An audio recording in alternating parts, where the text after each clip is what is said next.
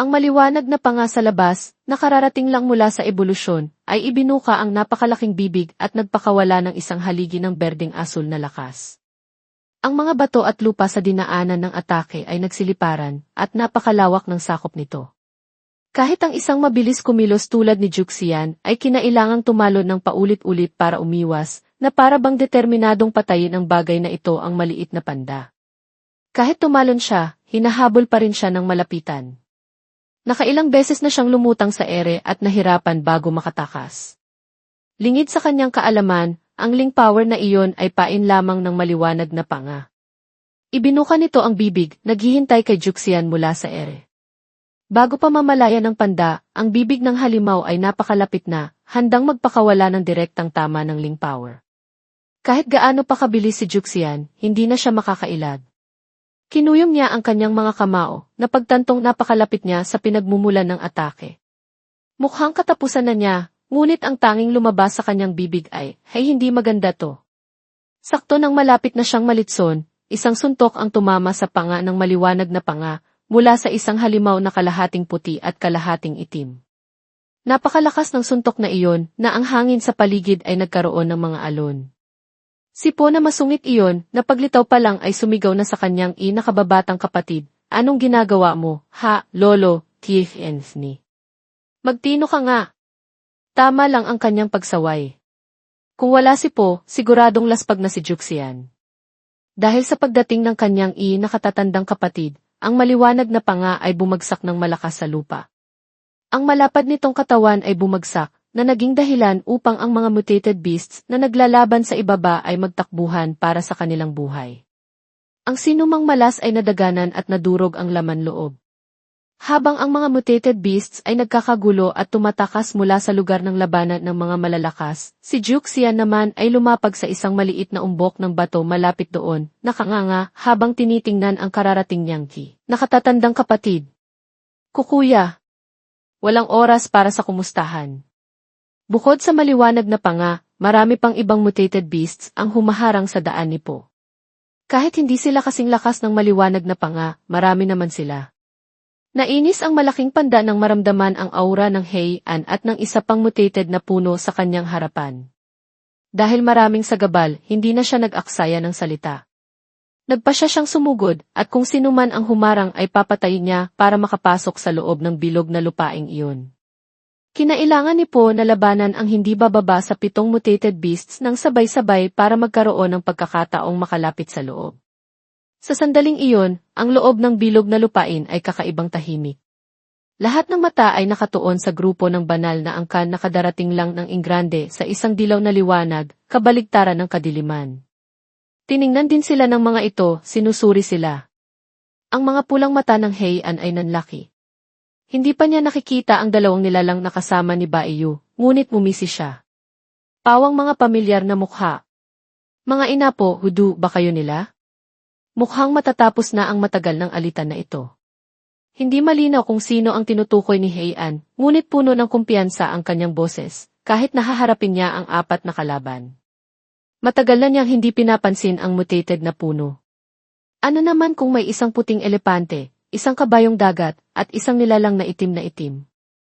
Mukha silang matatanda na, lalo na't tahimik lang silang nakatitig sa kalaban. Lumapit si Baiyu kay Liu Zhu at bumulong, "Kami ring mga banal na angkan ay naparito upang lumaban." Tumango si Liu Zhu. Kung tutulungan sila ng banal na angkan, ano pa ang mas higit doon? Ang pagkakaroon ni Heian ay palaging isang palaisipan para kay Liu Zhu, samantalang ang mga nilalang na ito mula sa itaas, ay tila hindi nagulat nang makita si Heian. Isang malalim na boses ang narinig, kasabay ng paniningkit ng dilaw na mga mata. Galing ito sa maitim na kulay na mutated beast, ang itim na dragon ng banal na angkan, sa kanan ni Baiyu. "Hindi ko inaasahan na gagamitin mo ang agos ng Ling Power para sirain ang selyo sa pagkakataong ito." Ang mga pulang mata nito ay puno ng pagbabanta habang nakatingin sa kalaban. Diretsahang sumagot si Heian, "Dahil masyado kayong walang kwenta. Sa henerasyon ninyo, unti-unting humina ang inyong lakas, kahit ang selyo ay hindi ninyo na kayang panatilihin." Siyempre, hindi katanggap-tanggap na laitin sila ng harapan. Ang 3 miyembro ng banal na angkan ay nagsama-sama, masama ang tingin at nagbabanta kay Heian, dapat ka nang bumalik sa ilalim ng dagat. Itinumba ni Heian ang kanyang katawan pasulong, tumawa ng malakas at may kasiyahan, hinahamon sila. Kayo ang dapat bumalik sa ilalim ng dagat. Ito na ang huling laban, manatili na kayo rito para mailibing kasama. Nito, bilang panimula sa makasaysayang laban, iniunat ni Heian ang kanyang kanang braso. Kabibili lang yan ng skill na Dragon Capture, gamit ang 50,000 evolution points. Agad siyang nag-anyong isang mahabang dragon at sumugod para puluputan si Liu Xiu. Pinilit ni Liu Xiu na labanan ito para hindi mapulupot. Ang mga bato at lupa sa paligid ay tila hindi kinaya ang bigat. Tumalon ng mataas si Baiyu, ginagamit ang E-Heaven Piercing. Hindi pa man, ramdam na ang mabilis na paggalaw ng hangin. Marahil ay gagamitin niya ang dalawang unahang paa para tapakan si Heian. Ang berdeng kabayong dagat ay lumundag sa ere, nagbuga ng isang water jet stream. Nakita itong umikot na parang ipu-ipo, ang tubig ay pinalakas pa ng Ling Power. Malapit doon, ang itim na dragon ng banal na angkan ay pumulupot at nagpakawala ng key spinning cannonballs, lumilikha ng dose-dosenang kumikinang na mga bala na parang tubig, ngunit may tiyak na anyo. Lahat ng mga ataking iyon ay nakatutok kay Heian. Agad siyang bumili ng skill na Light Shield, gumastos ng 50,000 evolution points para bumuo ng isang kalasag na kulay gintong dilaw, gawa sa dose-dosenang galamay na bumabalot sa kanyang sarili. Handang saluhin ang lahat ng atake mula sa mga kalaban. Sa isang sulok, si Baiyu mismo ang gumamit ng Heaven Piercing para tapakan ang ulo niya. Sa kanan at kaliwa, bumuhos ang mga atake ng dalawa pang kasama nito. Ang light shield sa itaas ay napunit sa ilang bahagi, tumalsik palabas, ngunit dahil napakakapal nito, ayos lang si Heian sa loob. Hindi siya gaanong napagod. Sa loob, tumawa siya ng malakas, nang aasar, kinikilitin niyo lang ba ako? May punto ang pang-iinis ni Heian sa banal na angkan kanina. Kahit nagsanib puwersa na silang tatlo, hindi pa rin sapat para makagawa ng pinsala. Tunay nga, kumpara sa tiniis niya noon, may karapatan siyang pagtawanan ang mga kalaban. Ngunit nariyan pa si Liu Xiu. Itinaas niya ang kanyang kamay, nagpatawag ng liwanag. Ang kanyang kamay ay nagningning ng dilaw, katulad ng haligi ng liwanag na humahampas kay Heian. Ang liwanag ni Liu Xiu ay parang nakakapaglinis ng masasamang bagay. Ang light shield na ipinagmamalaki ni Heian kanina ay biglang nabitak, direktang tumama kay Heian sa gitna, na para bang gustong durugin ang bawat selula niya. Sa puntong ito, hindi na makatawa si Heian. Mabilis niyang binuksan ang system interface habang sumisigaw sa sakit, bumili ng counter-attack. Ngunit bago pa siya makatapos bumili, biglang sumugod si Po na may mabangis na mukha. Nakatipon na ang berdeng asul na Ling Power sa kanyang kanang kamay na nakaunat. Walang pag-aalinlangan niyang isinuntok ang kamay na gawa sa Ling Power sa mukha ni Heian na parang may maskara. Isang malakas na kibang. Uwin, ang umalingaw-ngaw sa hangin. Ang buong katawan ni Heian ay nadala ng suntok na nagpapatunay na hindi biro ang lakas nito. Galit na ibinuka ng pandang baliw ang bibig at nagmura pagkatapos mismo ng malakidlat na suntok. Ikaw na pumapatay kahit saan. Mas masahol ka pa sa hayop. Hindi ka mapapatawad. Pagkasabi niyon, sumuntok siyang muli, eksakto sa mukha ni Heian. Ang katawan nito ay tumabingi, ang maskara sa mukha ay nabasag sa isang iglap. Napakabisa at kapakipakinabang ng ganoong kalakas na atake. Halos hindi na makalaban si Heian. Ngunit hindi hahayaan ni Liu Xiu na mapagpira-piraso ito ng ganoon. Akmang susugod na sana siya at tatawagin si Knint brother, huwag, nang biglang napigil ang salitang huwag sa kanyang labi. Hindi iyon si Juxian, di ba? Parang ang aura na ito ay mula sa ulo niyang nakatatandang kapatid. Sa alaala ni Liu Xiu, ang kapatid ng pandang ito ay naglakbay ng malayo para makipag-away sa nakababatang kapatid ng walang matinong dahilan. Kung hindi ulol, ano pa? Ang Ling Power sa katawan ng panda ay lalong kumapal sa paligid. Sa isang iglap, nakabuo na ito ng anyo ng isang malaking berdeng asul na panda na mabangis, hindi na iiba sa kanya. Tinitigan niya ng diretso ang kalaban at nagdeklara, Heian, ngayon, kailangan kitang patayin dito. Sumugod siya ng diretso sa dibdib ni Heian, habang ginagamit nito ang mga natitirang dilaw na galamay para sa isang mahinang pagtatanggol. Nagtagumpay si Po na lampasan ang pader ng depensa ni Heian. Malapit nang dumapo ang kanyang mga kuko sa balat sa dibdib nito. Sinamantala ng itim na dragon ng banal na angkan ang pagkakataon, nagpakawala ng matutulis na mercury needles, na hugis dose-dosenang mahahaba at maninipis na karayom na tumusok sa mga galamay ng halimaw, na bahagyang nagpabagal at kumontrol sa kakayahan nitong makaapekto kay Po. Binuksan nila ang daan para sa panda upang sugurin at patayin ang lintik na ito. Ang gitnang bahagi ni Heian ay nabiyak dahil sa suntok ni Po, ang mga galamay nito ay napunit na parang bulok na tela. Mula sa kung saan, sumulpot ang isang pamilyar na anyo ng tao, pinagdikit ang dalawang kamay para bumuo ng isang napakahaba at nakakasilaw na latigo. Walang pag-aalinlangan niyang inihampas ito pababa, tumama kay Heian na naging dahilan upang mahati ito sa dalawa, tumagos pa sa lupa sa ilalim, madaling hinati ito sa dalawang bahagi. Ang paglitaw ng Qi na walang anak na ito ang pinaka-hindi inaasahan. Sumigaw si Liu Zhu, Xiaoqing ba yun? Bigla siyang lumitaw ng ganoon, hindi niya napansin ang aura nito. Sa loob-loob niya, nag-aalala siya. Ang Heian na ito ay hindi madaling bumagsak. Gaya ng inaasahan, ang mga galamay nito ay naging peking pugitan na ngayon ay humaharap ng direkta sa nag-aapoy na latigo ni Xiaoqing. Masama ang tingin nito sa kanya, bawasan mo ang pakikisaya. Ginamit ni Xiaoqing ang dalawang kamay, kinuyom ng mahigpit para pigilan ang mga galamay, ngunit tila medyo dehado si Xiaoqing. Sakto noon, sumugod ang itim na dragon ng banal na angkan, ginamit ang mga pangil nito para kagatin ng mahigpit ang mga galamay na lumalabas mula sa kanang braso ni Heian na nag-alis ng pabigat sa dalaga sa loob lamang ng isang segundo. Kung hindi pa ito aayusin ngayon, kailan pa? Pagtingala ni Heian kung saan malakas ang pagbabago ng Ling Power, nakita na niya ang paa ng elepante na gumagamit ng heaven piercing, handa nang bumagsak sa kanyang ulo. Hindi siya nakailag. Ang maskara na kakagawa lang ulit ay nayupi, isang malakas na i-crack, ang narinig na sinundan ng tunog ng pagkalagutok ng mga bahagi sa ilalim ng madaganan ng malakas na puwersa. Muli, ginamit ng kabayong dagat ang water jet stream, nagbuga ng isang haligi ng tubig patungo sa katawan ni Heian, sakto habang nadudurog ito na parang putik. Hindi nagtagal, ang buong katawan nito ay nagkawatak-watak na parang mga papel na tinatangay ng hangin. Ngunit si Heian ay kalmado pa rin. Mumiwi ito, tumaltak ang dila at pagkatapos ay ngumisi. Walang bahid ng pinsala. Dito, si Po lang ang hindi nakakaalam ng kakayahan nitong mag-regenerate. Nang makitang tumatawa si Heian, nagalit ito at sumugod na may nakakuyom na kamao, mamatay ka na. At ganoon na nga, isa pang malakas na suntok ang ibinigay ng panda sa mukha ni Heian. Isang tibuom ang umalingaw-ngaw, napaka-satisfying pakinggan. Ang suntok ng panda ay hindi lang sumira sa maskara, nang bumagsak si Heian, ang mukha nito ay biyak na. Ang mabigat na katawan nito ay bumagsak ng malakas sa lupa sa likuran, na nagdulot ng pag-angat ng lupa at bato. Gayunpaman, sa ilalim ng kamay ni Po, bakit parang napakagaan nito? Ang laman ni Heian kanina ay naglaho na parang usok, kumalat ng napakabilis.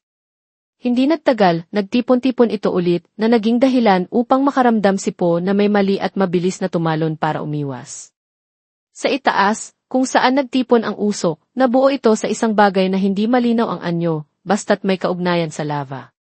Ito ay maitim at siksik, at lumitaw pa ang ilang pulang mata, tulad ng mga nakakabit sa mukha ng anyo ni Heian kanina.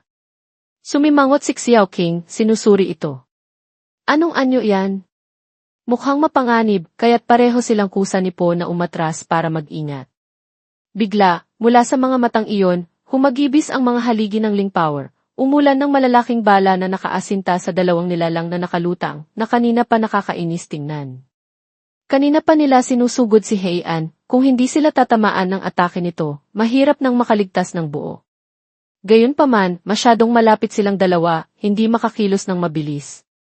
Buti na lang, nakita ng kanilang i-boss, si Qinggang, na hindi maganda ang sitwasyon at mabilis na nagtayo ng isang earth element wall, mabilis na binalot ang dalawa.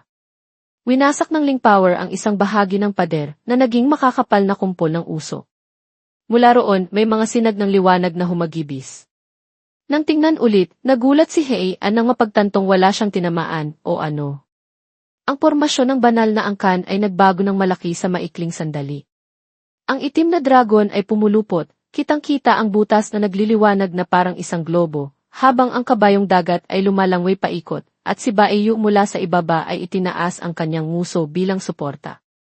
Marahil ay may ginawa silang napakalakas. Heian, bumalik ka na sa dapat mong kalagyan. Ang mahalaga, tila nakilala ni Heian kung ano iyon.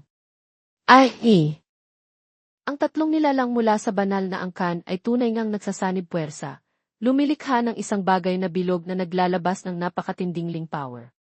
Mukha itong isang bola ng nagielong lamig, na napakalamig sa paligid, nababalutan ng maninipis na hibla ng enerhiya na parang uso. Makita pa lang ito ay nababaliw na sa galit si Heian. Nagangalit ang kanyang boses, mukhang gusto niyo na namang iselyo ako.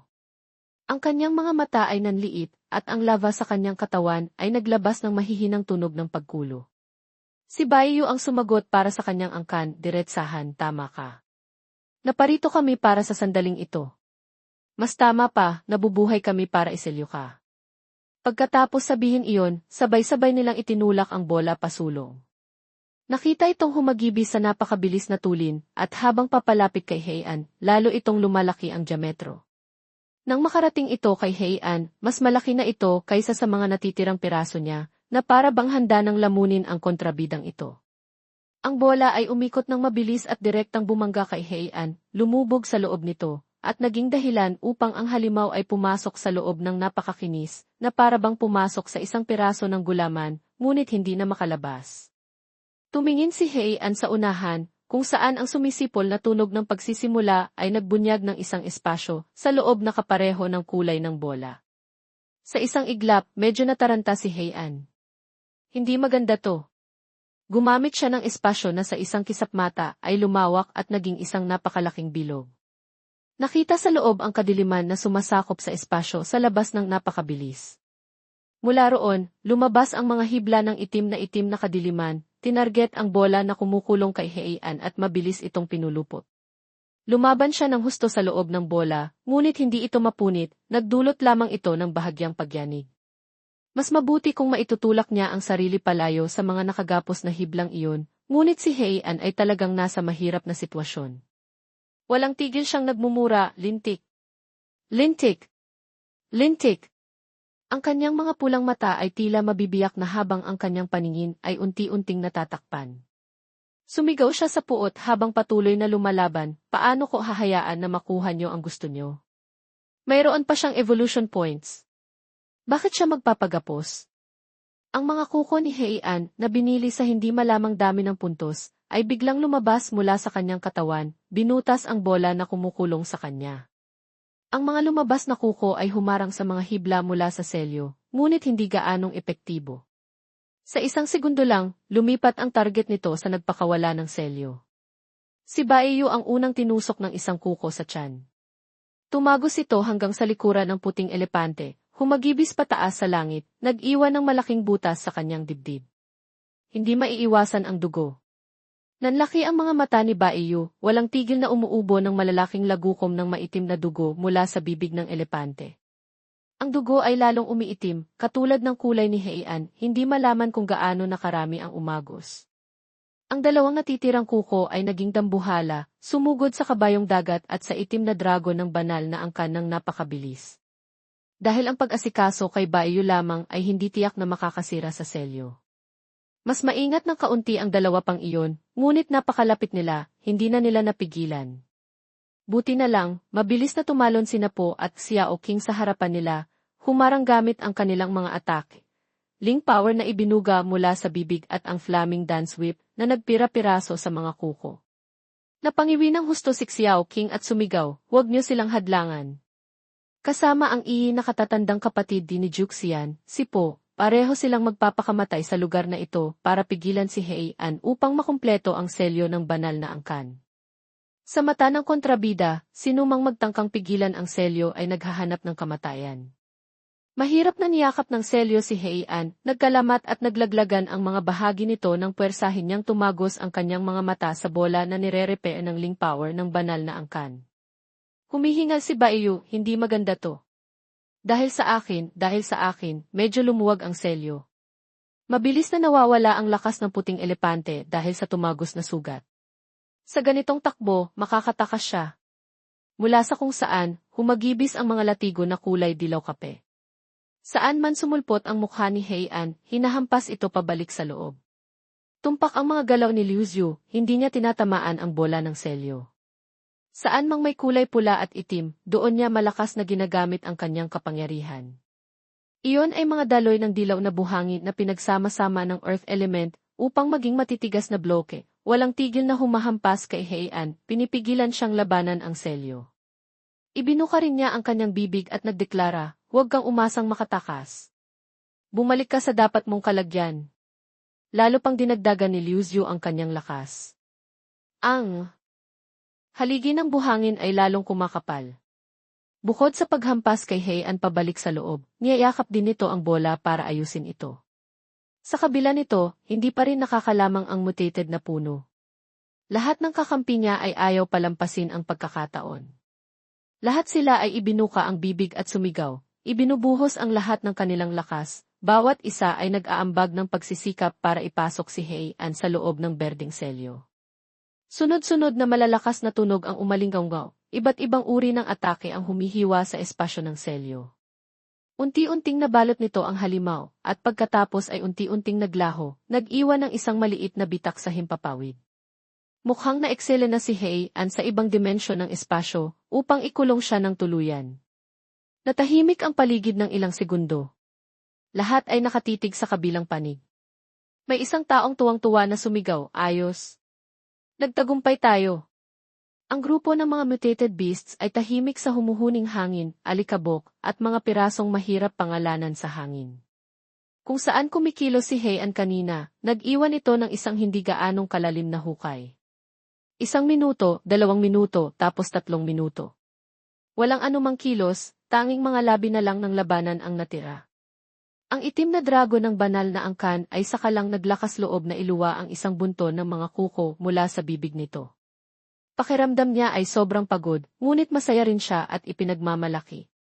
Sa wakas, pagkatapos ng maraming taon, muli silang nagtagumpay. Tumingin-tingin si Po sa paligid, tumingala, tapos yumuko, at sinabi sa lahat, "Wala akong maramdamang anumang aura ni Heian. Mukhang talagang nagtagumpay tayo."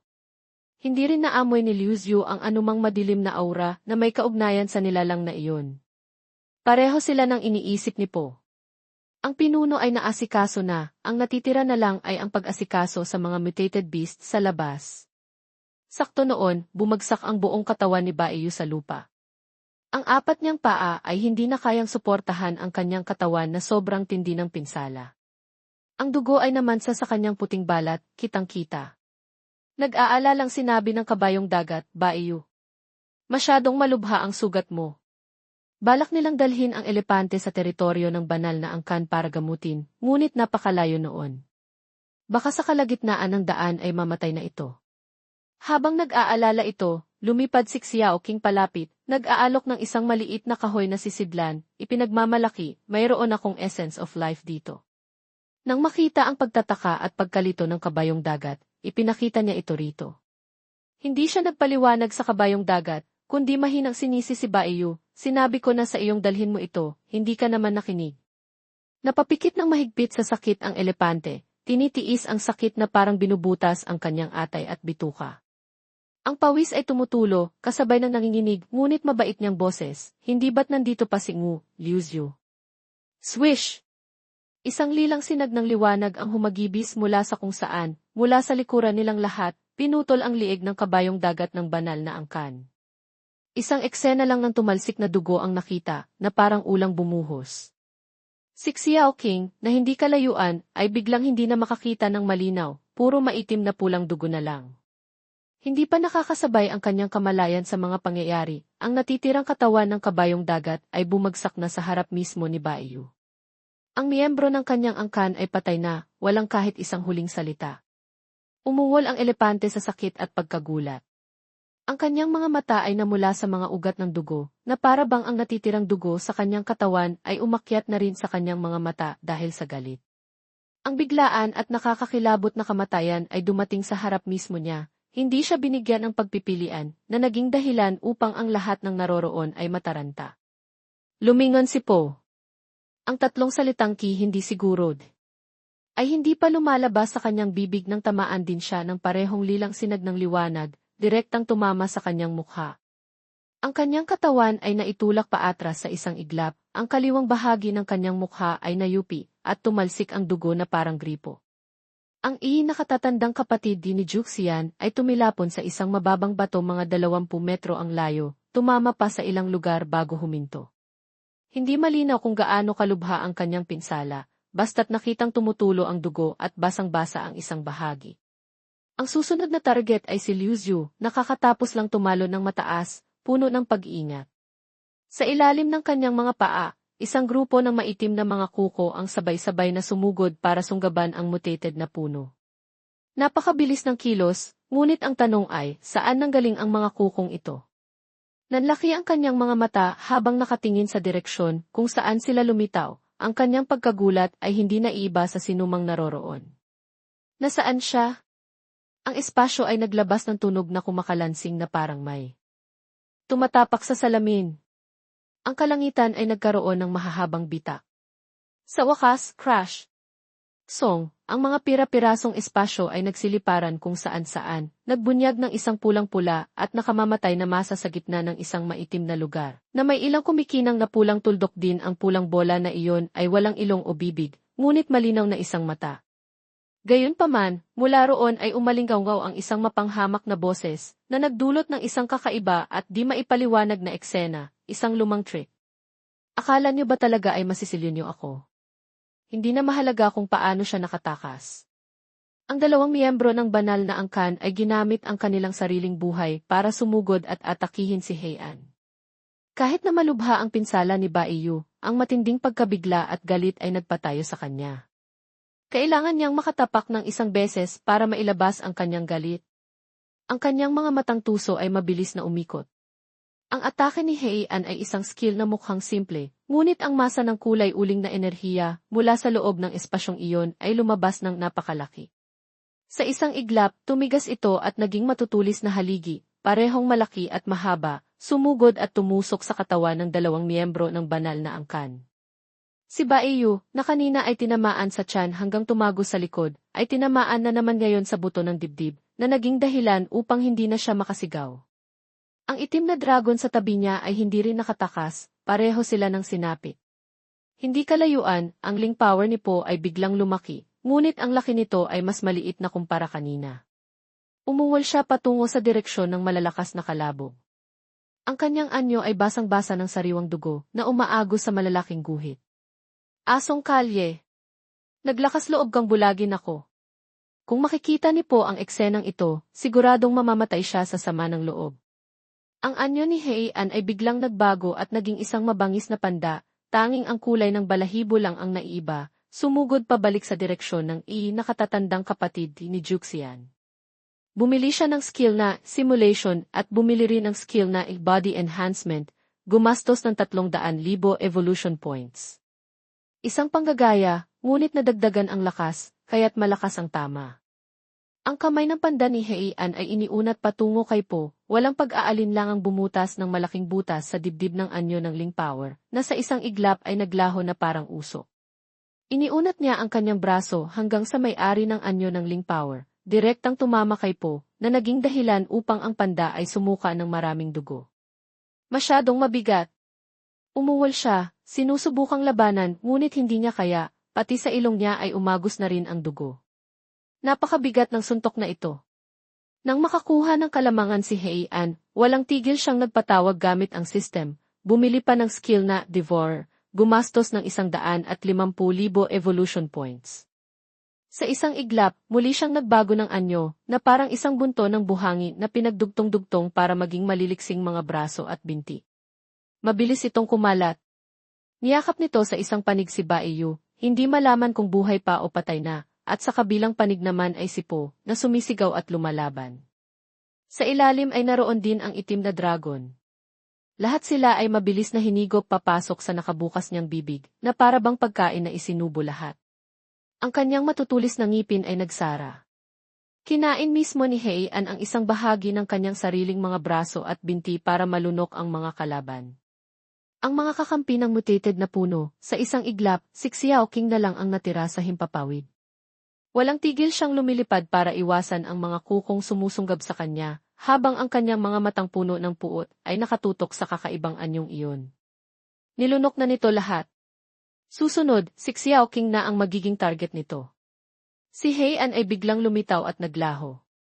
Hindi pa man, lumitaw na siya sa harap ni Xiao King na may nakabukas na bibig.